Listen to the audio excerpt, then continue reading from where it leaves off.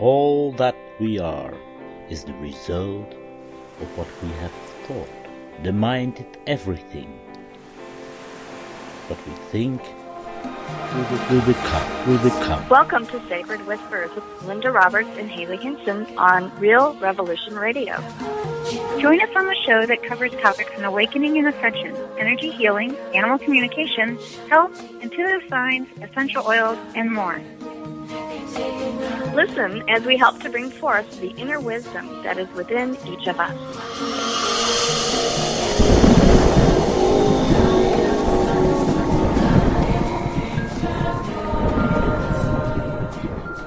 Hello there, and welcome to Sacred Whispers with Linda Roberts and Hailey Hinson, hosted by Real Revolution Radio. We have a special guest today, Nelson Carson, who is going to be explaining this fascinating dance-fighting Brazilian African thing. It's sort of an essence of dancing, and it is called, I hope I'm not butchering this, Capoeira, and he is a peer in my yoga training, and that's how we met, and he is just fascinating with this. I was kind of drooling the other day when I was talking to him about it.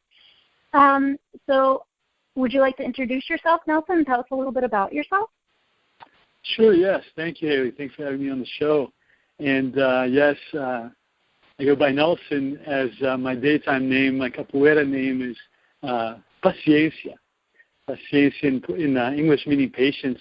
And capoeira has not been with me for throughout my entire life. You know, I was born in Brazil, and I got exposed to capoeira actually being played on the streets on Saturday mornings. I can recall playing capoeira or seeing capoeira being played on what we call the calçadão.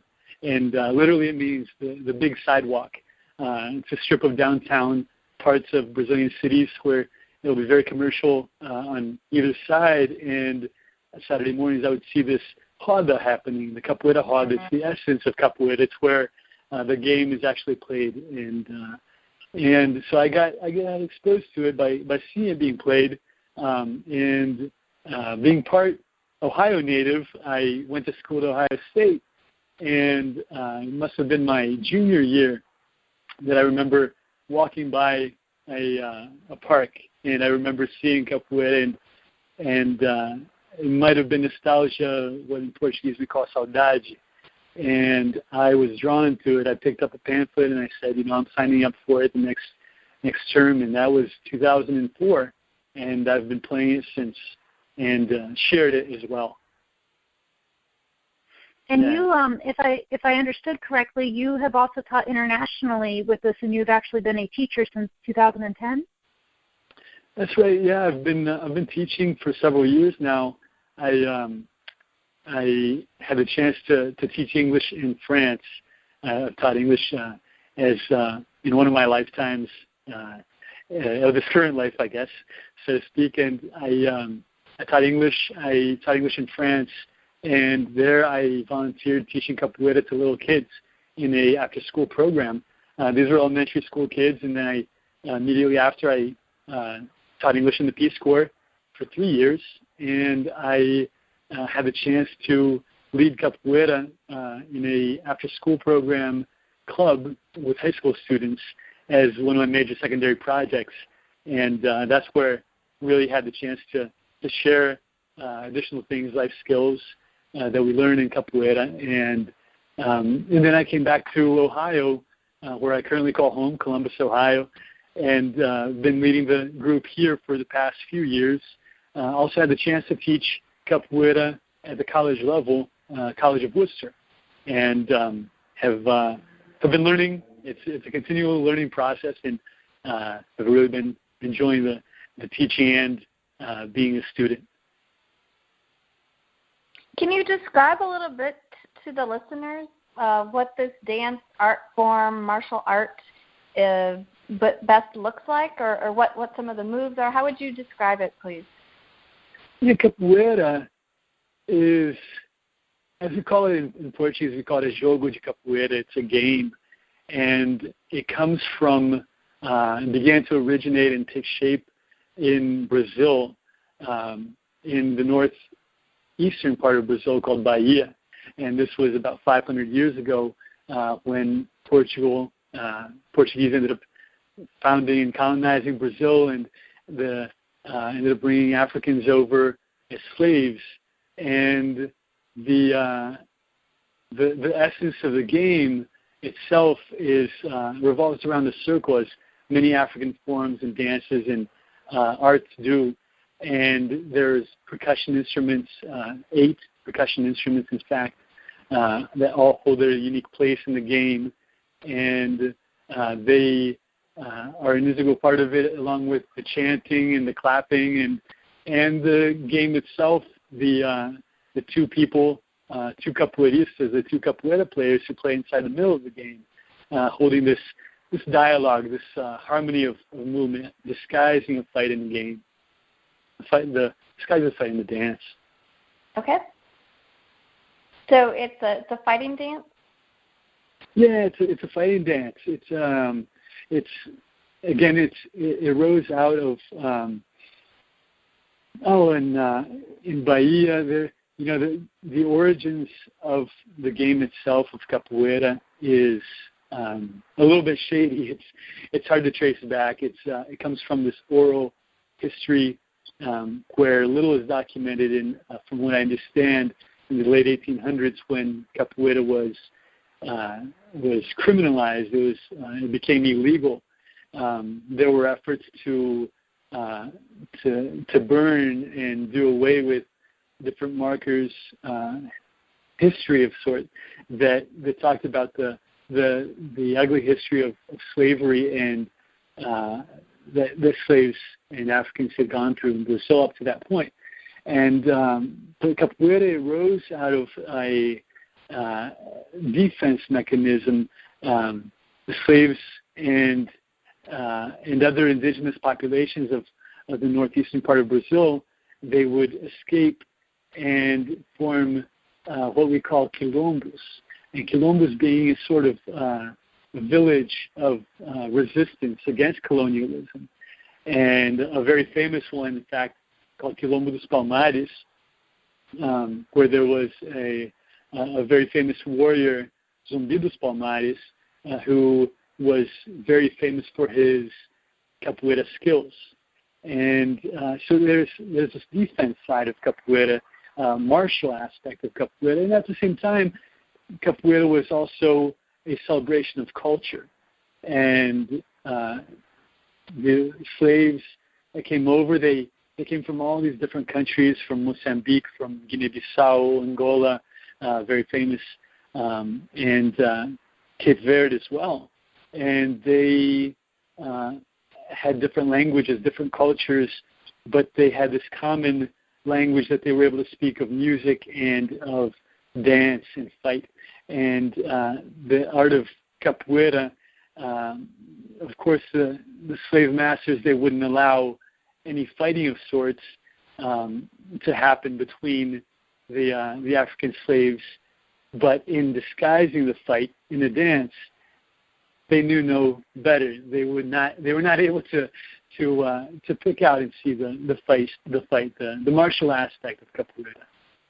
And so that's a little bit of where capoeira rose and came from. So it's a game. So can you tell us a little bit about the game and describe maybe some of the moves? What's the purpose? Is there a winner? Is there a loser? Hopefully they don't play to the death. No, they don't play to the death. And capoeira, it's this conversation of bodies that is sustained through the music. But the capoeira itself, the purpose is to different purposes that may exist, but it's to have this dialogue of two people showing a harmonious game, of showing their knowledge based on the different vocabulary of movements that they've learned, and the most basic being a movement that we call ginga. And ginga is, if you can, just to break it down in the simplest terms, is almost like a triangle that you have your feet parallel to each other at the front, and and you take a step back, and that foot goes back to the front. You take a step back with your opposite foot, and Ginga, and your arms come into play as balance, also as defense. But the arms are not used in capoeira. It's more of a foot action, and you may throw a kick in one direction, the meia lua going to one side, and the other player will escape and go around and maybe come back with another movement, rabo de arraia, which we call the tail of the stingray. So meia lua, half moon, a kick goes over a player, and then the player escapes, comes back with another movement. And so it's this conversation back and forth that happens of bodies, and it's just the bodies talking to each other. Does a player win? There are different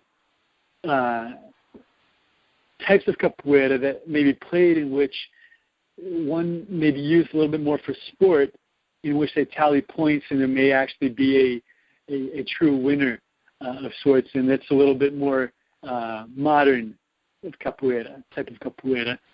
Whereas the origin of capoeira, you wouldn't have any tally markers, any point system, but it's the moral, the honor system of sorts. If I show a movement and the player, the other capoeirista with whom I'm playing, doesn't escape, doesn't get out of the way, then maybe that's okay. I feel like I may have gotten the best of him at that point. On the same token, it's my responsibility as the player who's attacking that if I show movement and they are not getting out of the way, you also want to keep that harmony by maybe pulling the leg away. You don't always have to show it. If there was the chance of there being contact already, okay, that's a point for me in my own honor. Okay, so it sounds like it's somewhat like a combination of soccer and wrestling, if I'm to compare it to American. You're not using your arms, you're using your legs and the rest of your body. Is there like a designated space or a match area in which the players or dancers need to stay within a certain parameter of yards or meters? Capoeira, in its origin, it was played in whatever opening, whatever clearing of land space that you could find. And as we've moved away, shifted from rural setting to urban environments, capoeira has been played outside on street corners and the big sidewalks, the calçadões, as I mentioned earlier. And so whatever space is found that a roda could be held, the circle, the performance ground of capoeira, that's the soccer field, that's the playing field. And nowadays, starting around the 1900s, capoeira began to be practiced in a more organized fashion. It was taken into different academies, different clubs, groups have been formed, and so it's played in gyms, so to speak, and the distance of separation between two players is it depends on the type of game. There may be a fast game that's being played where players may be trying to flaunt their flashiness and their acrobatics, and they may be playing a smaller game, a slower game, and using a lot of groundwork. Jogo de dentro, jogo de fora. And so it really depends on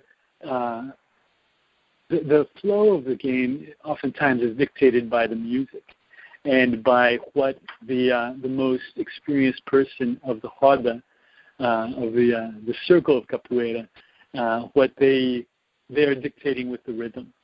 And so it may be a close game, it may be a far game. maybe a little bit more space in between if you're playing a flashy game. But there is no actual written rule of distance between bodies. Is there? You said this is a conversation, so do different moves mean a different thing? Like if you were to aim your kick towards someone's head, is that a certain question or response in this dialogue?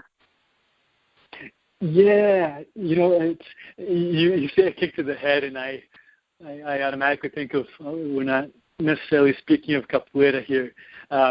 It's again, in capoeira we have the martial component to it. It's but we hide it in the dance, and it's evolved from this sort of fight that resisted the Portuguese colonialism and slavery to be more of a game that there may be some moments that the game speeds up a little bit, and there might be a little bit of tension that rises in the game. But if I show a kick, I expect that the other person will have the knowledge to escape. Negativa, negative, literally. Negativa, you get down, you get very low to the ground. You want to move out of the way. You don't stay in the way of a kick. And so there are these a myriad of many different responses that we could do to any given movement. So the habujahaya, I do my tail of the stingray, and the other person may get low and all of a sudden throw a kick, a chapa right back, or a do a rasteira, a leg sweep. I might just touch and show that leg sweep, but I don't have to necessarily pull the person down. And that is capoeira. But there are these implicit movements that are we move from one to the next. Can anyone do this? Is it just a male form, or are females, or is there an age or demographic that's preferred?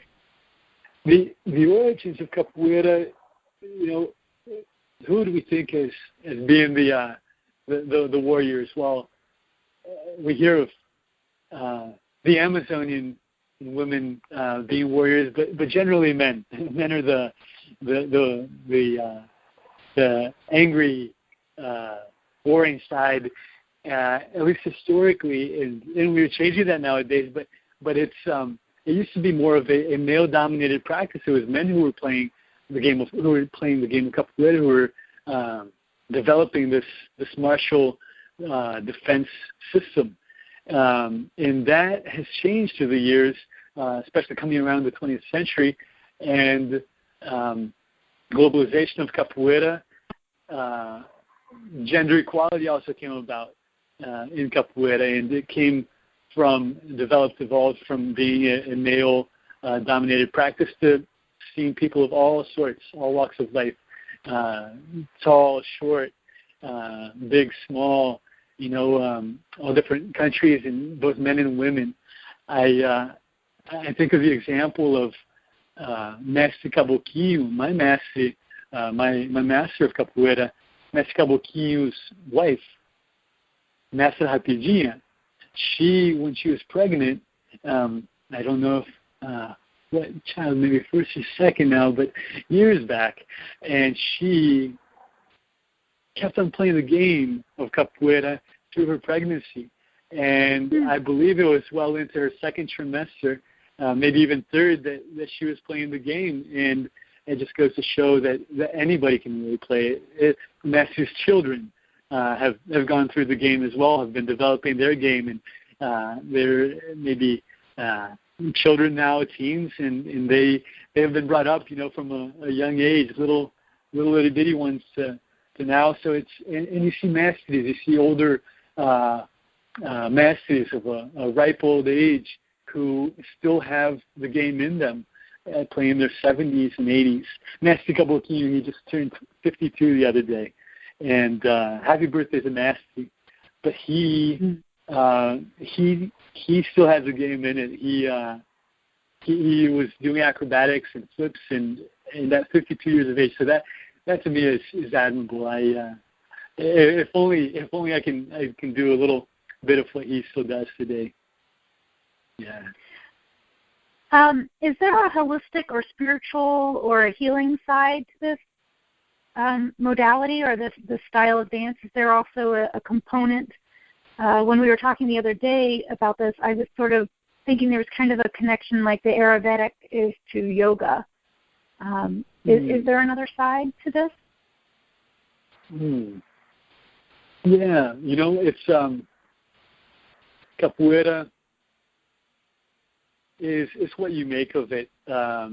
It's what you put into it, and you might, if you reach to the roots of capoeira, there is not a separation as much between the culture, the celebration of the fight dance in the game of capoeira and the spiritual side that was practiced alongside. There was not that much of a separation, and you still find that today in many of the capoeiristas. Much more so in some of the older generations. I don't know how well it's followed the spiritual stays together with the newer generations, but I can definitely see it in Mestre Caboclinho and in other masters, is that there is the practice of candomblé, of macumba, and that is this related to this pantheon of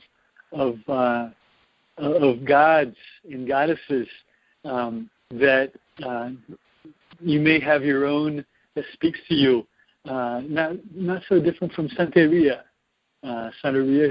which we see practiced here in the U.S., Haitian cultures as well. There's a lot in common, but we have the different gods and goddesses, Oshun, Oxalá, Ogum, Iemanjá.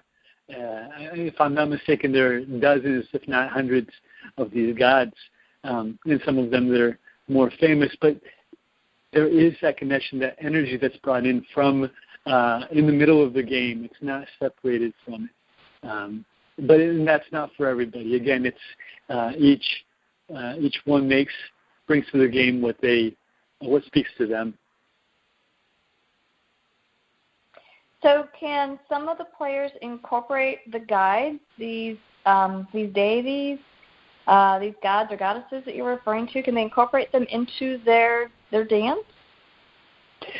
That would be more in line with what I understand of candomblé in Brazil. And in candomblé, what you see is, and here I am, no expert by any means of candomblé, but it's this ritual of percussion and drumming and dancing, and that's where you see this almost incarnation of a type of spirit, and a trance-like state will happen. In capoeira, you don't see that.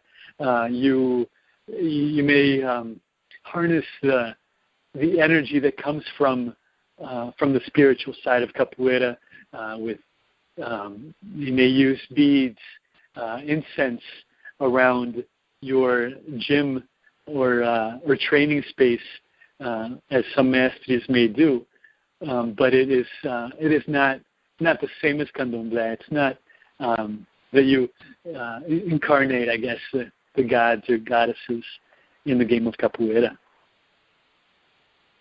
Okay, so are these similar to saints or elementals? How would you describe them? Can you repeat that? Are these similar to saints or elementals? Yeah, I see the similarities between them. A mix of saints and elementals.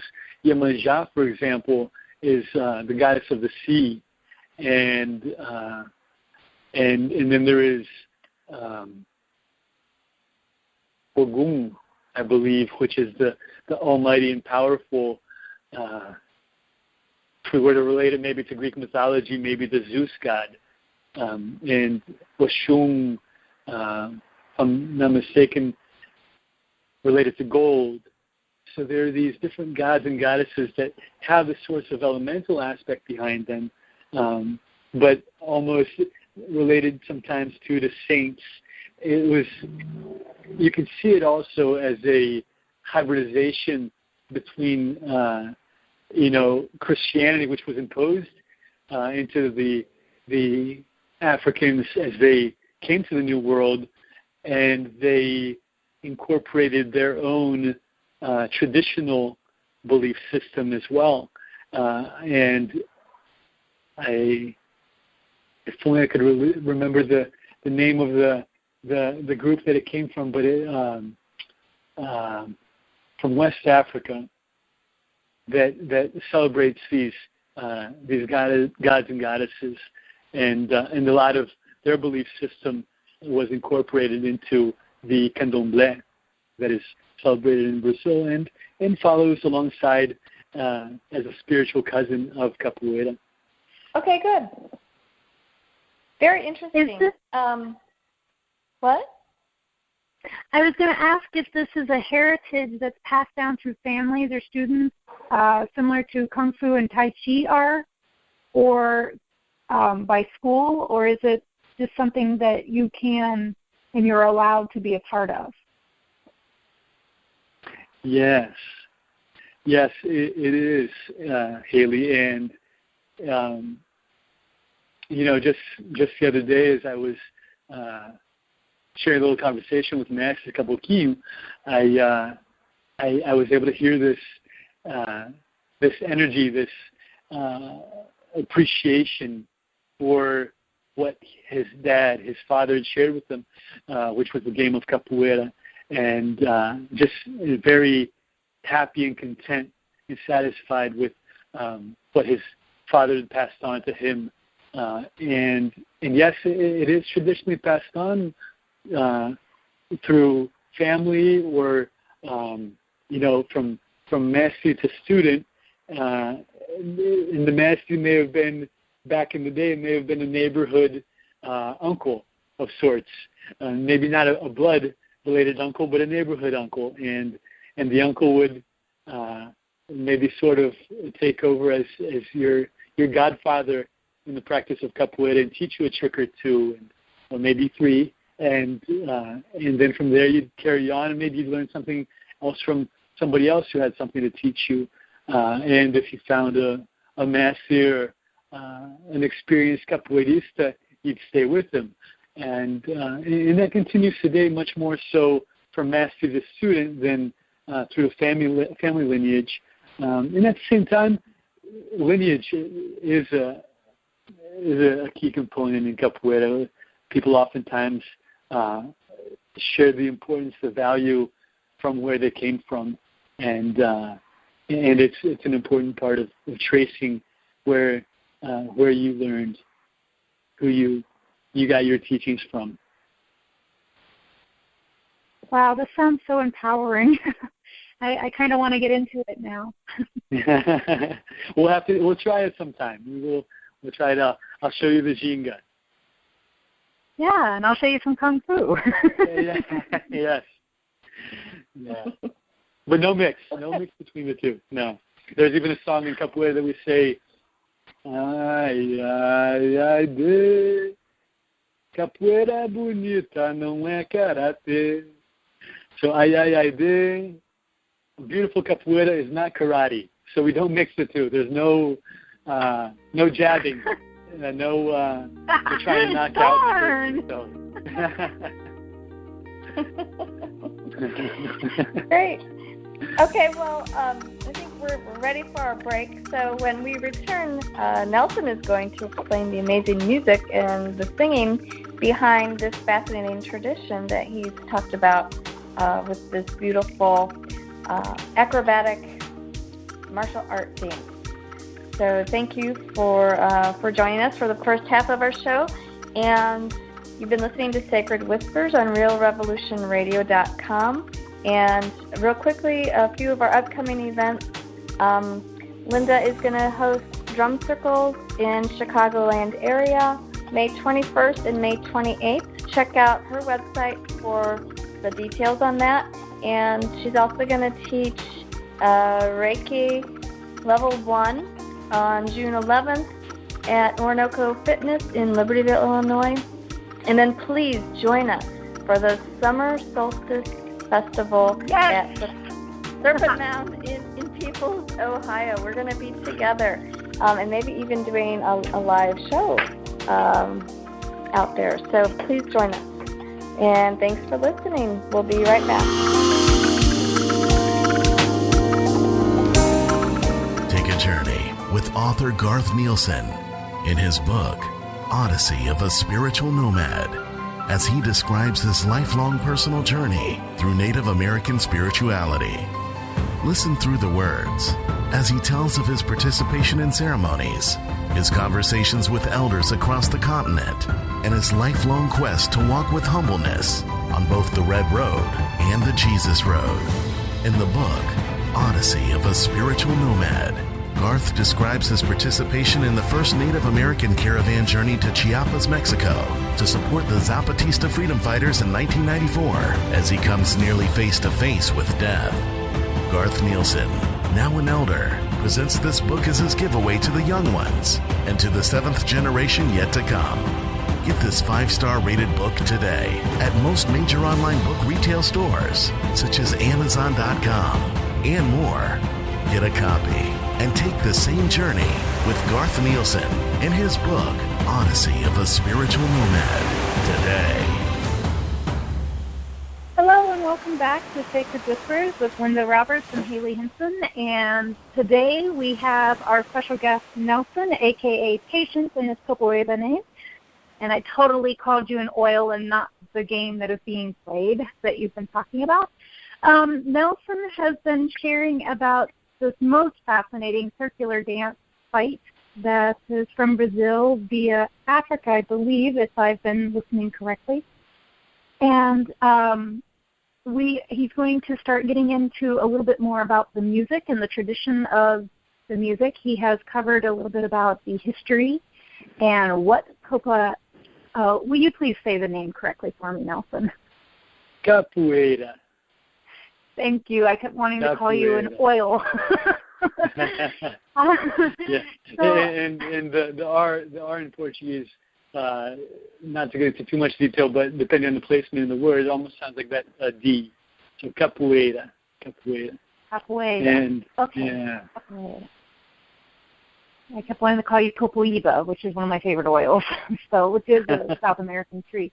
But so would you please share with us the music behind this tradition? Yeah. And how it sets the tone for the dance as well? Yes. Capoeira is not capoeira without the music. Capoeira, as African rhythms and cultural traditions, music, it stems from the drum. It all comes from the drum. In Capoeira, it's the atabaque.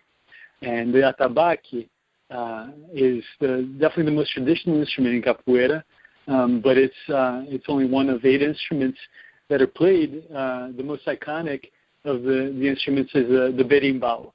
The berimbau it looks like if I'm walking down the street with the 3 berimbaus, because there are 3 in this orchestra of berimbaus, but I'll get asked, I'll get stares, and what is it? It looks like a bow to the naked eye, or a fishing pole of sorts, with this round ball towards the bottom, and it's the gourd that serves to reverberate the sound. But the music holds a very important part in Capoeira. It sets the tone for the game that will be played. There's the 3 berimbaus, 2 pandeiros, which are the tambourines, and then reco, which sounds like a croaker. It's made out of bamboo, and then the agogo, like a cowbell, and the atabaque. So those are the those make up the 8 instruments in capoeira, and that forms part of this. They line around the circle, and they hold their own different place in the game. Are there particular rhythms that mean certain things and that can add to the dynamic of the dance fight? Yes, there are different rhythms. If we look at the berimbaus themselves, they each hold their own different role in beat that is played. The gunga being at the end of the bateria of the orchestra, it sort of sets the tempo for what type of game is going to be played, whether a student in the middle of the game of the roda, the circle of capoeira, are they needing to be called attention? Are they playing too fast or too sloppy or tuck in their shirt? Or do they need to slow down, calm down a little bit? Or maybe even be told, okay, now go in there and show your stuff. So that's dictated by the most experienced capoeirista, the mestre, if he's present, holding the gunga at the end of the bateria. And next you have the médio, which is a medium-sized gourd, and that has a rhythm that's a little bit different from the gunga. It just sort of holds the beat, marks the beat, and then the viola of the 3 berimbaus, it's the smallest one, and it's a little bit higher pitch, smallest gourd, and it will sing away, improvise. There's even a song in capoeira that will sing, and O pandeiro, o viola, o pandeiro fica aqui, oh ya ya, a viola vai embora. And there is just to show that the pandeiro stays here, the tambourine stays here, doesn't travel, improvise too much, but the viola, it will drift away and improvise, and then come back to its original rhythm. But it's each one holding its own different, its unique place in the orchestra. So these dances and the music are used for celebration and for other events, correct? Yes. Capoeira itself is a celebration of culture, of heritage, of the symbolism that emancipation of slavery in Brazil. And so there's that Afro-Brazilian celebration each time that we get into the roda, that we go to practice. And so, if we believe in this process of migration, we all have our own little foot in Africa. Cada tem pezinho na África, as we would say in Portuguese. But it's always a celebration, and it may be a true celebration of what we might call, maybe there's a festival going on and we'll go over and have a special performance roda. There, each moment that we hold a roda, and maybe a celebration. But yes, definitely there are the bigger celebrations that we may do a performance either on stage or at some event.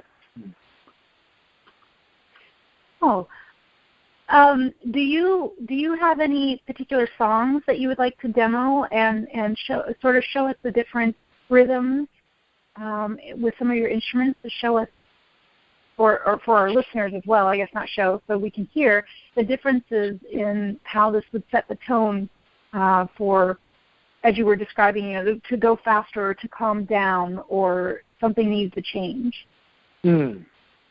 Yeah, so let's give it a try here. We have a gunga berimbau in here, and we also have a pandeiro right here nearby. So we'll try just to give it a little taste of what those may sound like. So.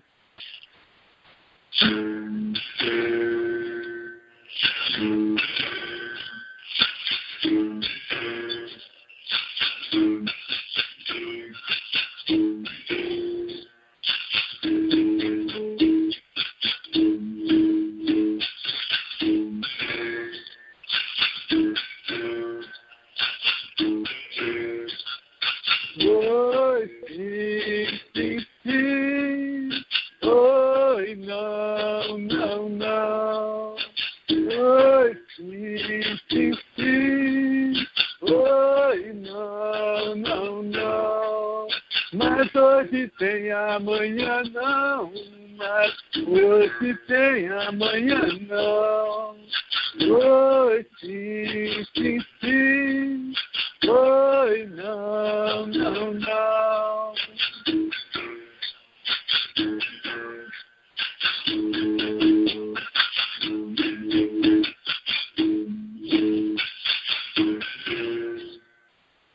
And that's our gunga right there. And like I said, it's the instrument that has the most bass of the three gungas, and the master will hold it in a roda, or the most experienced capoeirista. And if he sees a little something that's happening, he may dictate the tempo with a song, a chant. And this type of songs, the one that I just played, we have three types of songs, that chants that we sing in the corrido. It's a call and response type of chant. And that one right there, it speaks to me a lot. I've carried it with me through the years of capoeira. Oh, sim, sim, sim, oh, no, no, no. Oh, yes, yes, yes, oh, no, no, no. Sometimes we have it, sometimes we don't. And to me, it's just been one of these that it sticks with me. It reminds me of the impermanence of things. So sometimes we may have it all together, the other day it may be different. We may have bread on the table one day, maybe on the other day it's a little bit more difficult to make ends meet, or everything may be terrible today, but with some perseverance, some resilience, we can get past it. So the different songs, the different chants, they carry different meanings. It might be to pick up a game, maybe show a movement, or to slow it down. The game is too strong, too fast. So this song would be like Nefi Nefi. Nefi Nefi. Fill me in on Nefi Nefi, Hailey. It's Buddhism? Is that ringing a bell with you? Yeah. Meaning, Nefi Nefi. Oh, shoot. I'm trying to remember the correct way to say what it means. Anicca in Buddhism refers to the impermanence. It's one of the three characteristics, right?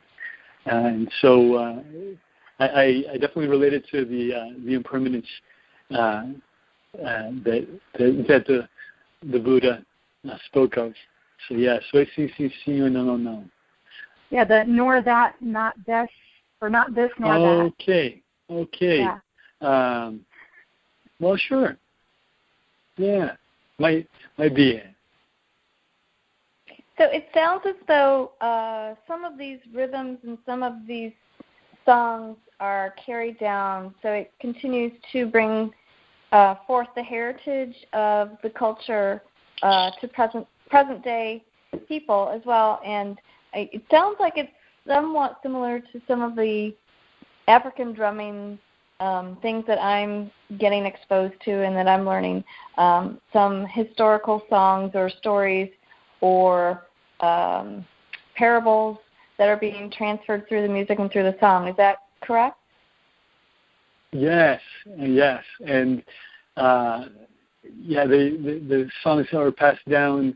It's hard for me to trace back the origins of the different chants. The Master Kabuki and other masters, they have developed their own through the years, and there are those that seem to come from generations upon generations back. So it's hard to trace exactly, but some chants, they may serve as a descriptor of life in one way. Another chant may be telling the story of slavery or the history of Brazil. Another one may be saying to pick up the game or slow down the game, or what type of rhythm is being played, how to play the viola or the pandeiro. So they hold their own different place and share different parts of capoeira and history of Afro-Brazilian heritage. So is it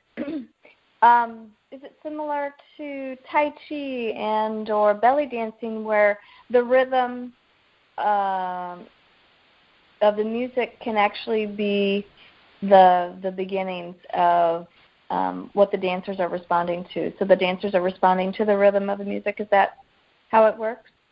Yes. Okay. Yes. And then there are even, I mentioned the different types of instruments that are played, holding their own type of beat, but there are different types of rhythms altogether that may set the tone of what type of game is being played. Yuna is a type of rhythm that's played that is oftentimes it's considered a more beautiful game that's played, and I may mistake this now, but I believe oftentimes played when masters will be playing each other, or sometimes when there is a funeral, a passing of someone. It's the type of rhythm that's played, or there's São Bento Grande, São Bento Pequeno, different rhythms that are played that may specify the type of game. And even within one given game between two people who are in the middle, the rhythm changes. The chants will change. And we may start out the game a little bit slower, building our speed and showing very harmonious movements. And little by little, we test our opponent and maybe challenge a little bit further from what we gauged in the game up to that point. And that's dictated by the berimbau as well, or by the whole bateria of instruments. Mm-hmm. Do you have a favorite instrument? Do I have a favorite instrument? I'm one who shies away oftentimes from favorites, but I like them all. I do love to pick up the berimbau and just improvise, hear the bass of the gunga, or improvise with the viola, change it up to the médio.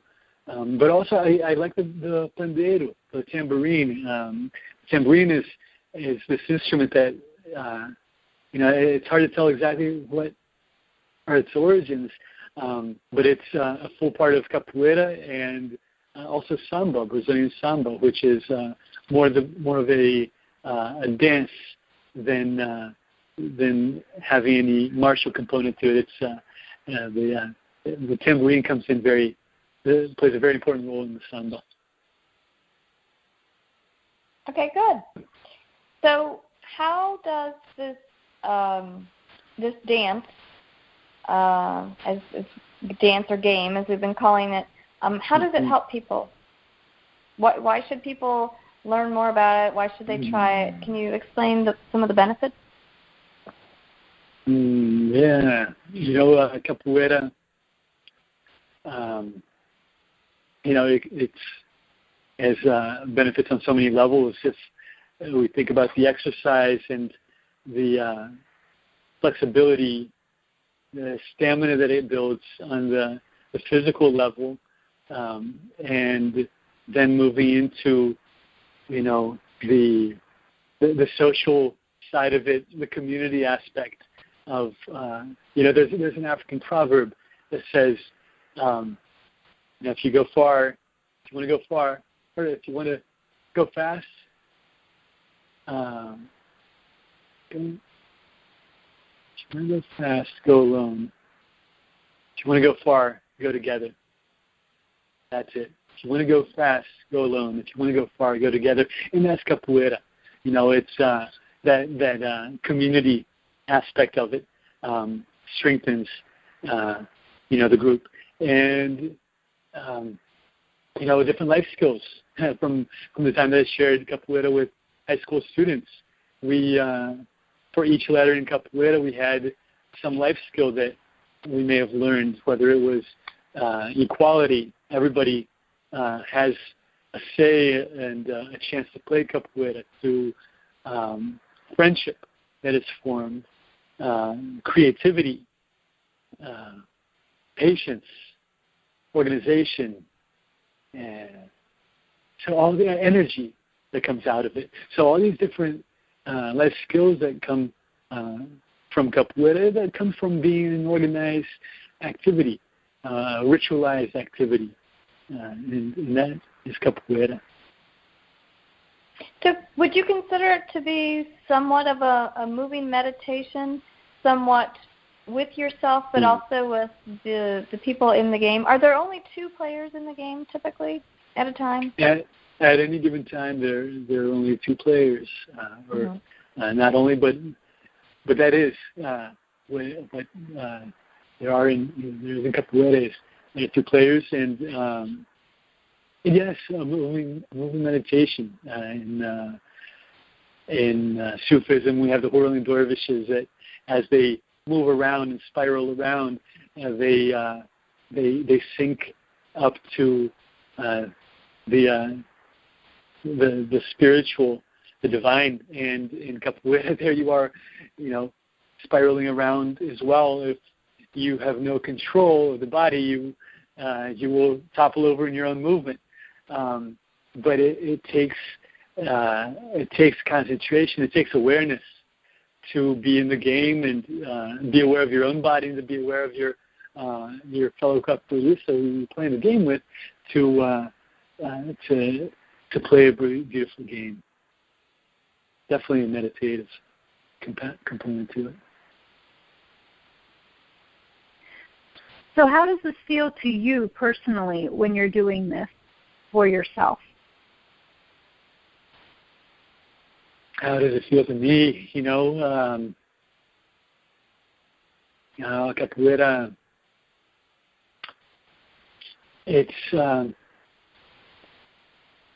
capoeira it's a way of connecting to the body, to physical well-being. It's a way of connecting to friends, to history. It's meditation.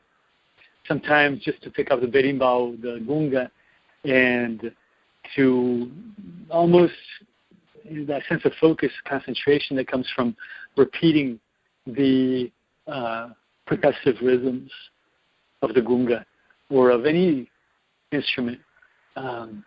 There's that meditative component, and I feel that there's a lot to say from all of the different aspects found within capoeira. There's different things that we can gain from it, and that speaks to me. There's a lot to be said. So, is there sort of a feeling of clearing and alignment of your energies or your bodies or your sheath when you're performing this type of dance, which is circular and spirals, which I know Linda and I are both totally about. That's why we practice the types of dance and modalities that we do. Is there a sense of it being one that connects you with all the types of energy and really focusing and honing in on those in your own self, as well as maybe your awareness of what is around you? As I mentioned the physical aspect of capoeira, it's above all it's a physical movement, and that's what most people will identify with, is on the physical level. But you can get to a level of awareness of the body that goes beyond the physical, and with that sense of focus and awareness, you can, even in the middle of the game, perhaps you flow so well from one movement to the next, and the understanding is maybe to that point sometimes, and there are on and off days of it, but even in doing the movement, you can connect and find that flow that goes beyond the physical. But I believe it's a very personal thing of what each player makes of it. And to me, sometimes maybe it's playing the instruments that I'll and chanting that goes beyond the physical. to maybe more of the general awareness and connecting to beyond what's within. So, I had a question and I lost it. So when the movements are done, that's the physical aspect, and then there is the healing and the energy aspect that one may feel, and then you have the music, which is very individual to each instrument and rhythm and person. So, so you kind of need all of that in order to correctly practice or do this. It heightens the form, correct? Versus right. It's not really the style if you're just doing one or the other. That's right. Yeah, it's. I think every group of capoeira would have to admit that the capoeira movement alone is not capoeira. Just the movement, just an acrobatic, just a leg sweep or a meia lua, the half moon attack, or the rabo de arraia, the tail of the stingray. Those alone are they're not capoeira. They're just movement. But it's when it all comes together, the rituals, the music, the chants. That's when you can really connect with the holistic aspect of capoeira. And again, it's different groups, different people. They will react different ways, and but that's what I can share from my own personal experience. In Mestre Kabuki, he even said, it's I mentioned how capoeira is, and when we're in the middle of the game and we're playing the game, it's we connect on the physical level, but it's also unvoiced spirituality. It's the dialogue of two bodies in a voiceless fashion, and that's also part of being inside the roda, inside the game and playing the game. This is just fascinating. I want to ask so much more, but I'm running out of my mind wants to connect it to how you personally, because I know you through our training with the yoga, and I've seen you do practicing your hands or your headstands, and we were talking about different back bends, belly dancing versus your dance, and. Do you have a favorite move or style in this that you prefer as a practitioner, and incorporating the other modalities that you study as well? Again, here's the favorite question, and I don't do so well with those. But what's the move that you always keep in your back pocket? Yeah, there are the styles that we may gravitate towards out of habit, and it's the jogo de dentro. I'd have to say the inside type of game that is played, that is groundwork. Doing a meia lua and a rabo, that is, you're playing not very far apart, fairly close to each other, and you show a meia lua, half moon, and then followed by a rabo, and maybe a caracol out, au, which is a what do we call it in English? A star. I forget the name in English. It was on the tip of my tongue. I've been teaching it this past semester. The cartwheel. Oh, the cartwheel. Yes. How typical it is of a movement in the U.S. that some kids start learning from a very young age. Others maybe never do until adulthood, if ever. But the cartwheel, au, which may be a big cartwheel and maybe a small cartwheel. And maybe a big cartwheel to bring the other player in and draw, oh, look at my vulnerability. But then you all of a sudden may close shut and show an attack move back as the other player moves in.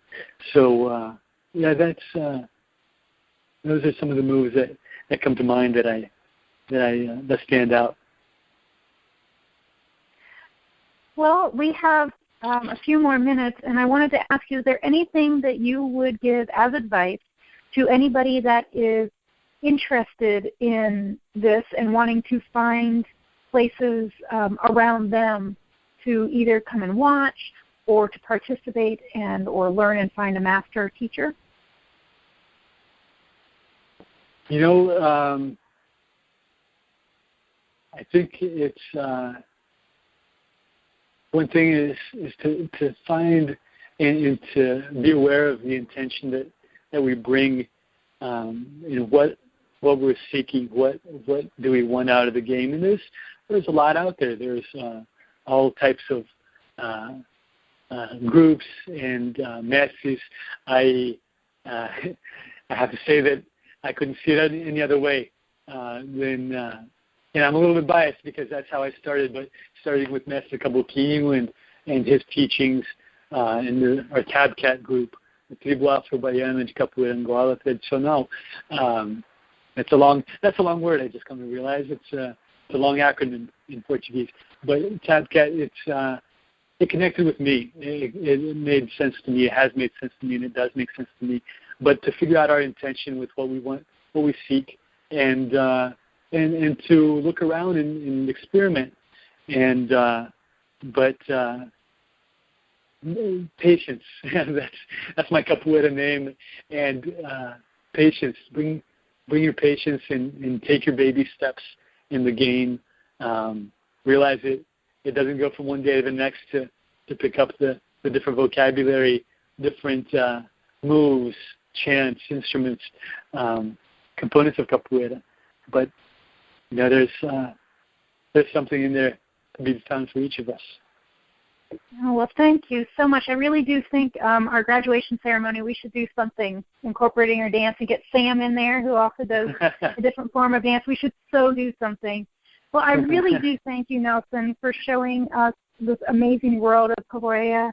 And I still said that wrong, and I'm so sorry anybody that does practice this. Nelson Thanks for having me on the us. show. Yes, thank you very much. To get a hold of anybody, he said that you could go to tabcat.org. That's TADCAT.org, and to look for him and his group at the Columbus Confest, Columbus, and to look for the specific group in Columbus that Nelson teaches with is Tabcat Columbus, correct? .org? Correct. Not .org. You can find us on Facebook. Okay, and then you can like them on Facebook, Columbus. And you'd know all of the events that they're doing. And I really do thank you, Nelson, for joining Linda and I on Sacred Whispers on RealRevolutionRadio.com. Yes, I always seem to say it that way. Again, Linda has some events going on. Drum Circle, May 21st and 28th. She's doing a Reiki 1 attunement class June 11th. And, of course, please come join us at Serpent Mound. For your own sake, just allow yourself to come. It's amazing. That's I think it's the 17th through the 19th of June. You can also find that information at, what is it called? friendofserpentmound.org, I believe. And that's how you can figure out campsites or places to stay, and who is doing speaking and demos, which Linda and I will be doing as well, and we hope to do a live show there as well. And, of course, you can reach Linda and I at our website. Linda's is www.whispersoflove.com. Mine is www.sacredlotusheart.com. And you can listen to us on Speaker.com, TuneIn, YouTube, Shoutcast, SoundCloud, and soon, my favorite, iHeartRadio. And you have been listening to us on RealRevolutionRadio.com. And thank you again, Nelson. And Thanks for having me. I can't wait to play this game with you at some point. I'll try not to come looking forward to it. Well, thank you, and namaste, everybody.